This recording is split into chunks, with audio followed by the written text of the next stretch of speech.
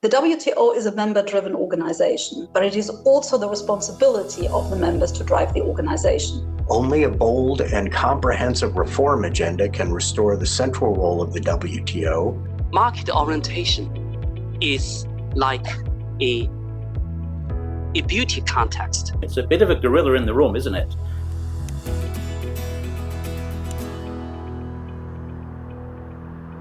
The WTO has played a central role in helping support the strength and stability of the global economy. At the same time, the world is now a very different place than it was in 1995. The ability of members to update and adjust our rules to the changing conditions of trade is ultimately the only way to keep the WTO relevant to our economies and to foster our trade relations.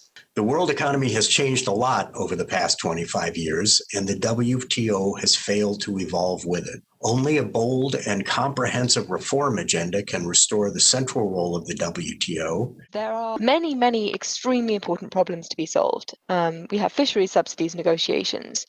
We have climate change, massive problem, requires huge amounts of collaboration and communication. We have the challenges of the digital economy. We have the fact that we've just had a pandemic. We're in a pandemic, and there are huge challenges associated with the subsidies that governments are handing out and potential for spillovers there. It's a bit of a gorilla in the room, isn't it? People have talked about, quite rightly, about the existential issues of climate change, fishing subsidies, trade distortion. But if nobody talks about jobs, employment, living standards, distributional equity issues, you're really missing the issue. What is frustrating is the WTO is paralyzed because it is members driven. And even to begin a discussion, the members must agree to discuss. Under current institutional arrangements, it is difficult to begin a process of reform. The WTO is a member-driven organization, but it is also the responsibility of the members to drive the organization. You will need to combine multilateral outcomes with others that take the form of open and inclusive plurilateral agreements, where not all 164 members can move forward immediately together at the same time. The challenges posed by proliferation of plurilateral initiatives is not only putting pressure on multilateralism, but also being shaped in a way and at a pace that gives developing countries limited space to shape the agenda. When members opened their economies to competition through the WTO, they did so with a shared understanding that market-oriented conditions would take hold in each of their economies, and this would help ensure a level playing field for the competition to take place. The idea, in other words, was that the WTO would be a place supporting the gradual convergence over time of economic systems, not the coexistence of radically different ones. With regard to the point that maybe market orientation should be part of the reform agenda, I cannot disagree with that more.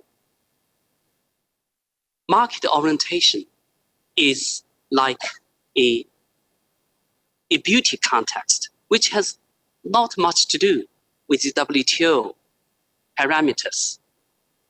We do not want to implicate the issue like which economic model is more beautiful than other economic models. The WTO is not the place to drive systems change. It's not about regime change. This is about dealing with the consequences of certain economic systems and to make sure that these are being dealt with in a manner in which everyone can live with. And that requires a compromise on all sides. As African countries, we're in the middle of tensions that we see among I would say, the biggest trading powers, but also largest trading partners to our continent and our country, which we believe, sort of puts us aside. The WTO of the future will deliver fairness with a new social contract for trade, empowering women in trade, spreading the benefits to micro, medium, and small enterprises, providing for workable trade remedies where needed, disciplining industrial subsidies, fostering economic development particularly for the least developed countries, and creating more opportunities for the young.